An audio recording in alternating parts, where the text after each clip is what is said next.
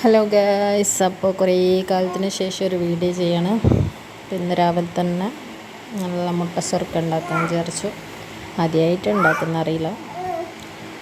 അപ്പോൾ കുതിർത്ത പച്ചരി ഉണ്ട്, പിന്നെ ചോറുണ്ട്, പിന്നെ 2 മുട്ട.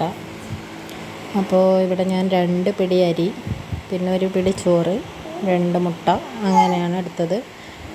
വെള്ളം ചേർക്കാതെ അരച്ച്, അപ്പോൾ വെള്ളം ചേർക്കാണ്ട് നല്ല കട്ടി തന്നെ അരക്കണം എന്നാണ് കണ്ടത്. അങ്ങനെ ചൂടുള്ള എണ്ണയിലേക്ക് ഒഴിച്ചു കൊടുക്കുകയാണ്.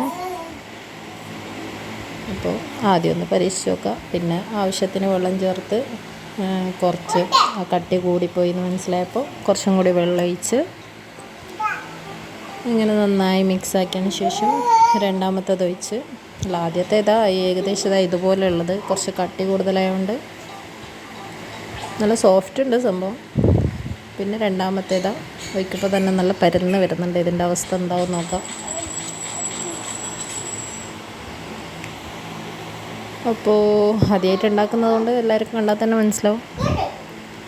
അങ്ങനെ അത് ഏകദേശം ചെറിയൊരു ഇതിൽ നന്നായി വന്നെന്ന് എനിക്ക് തോന്നുന്നു.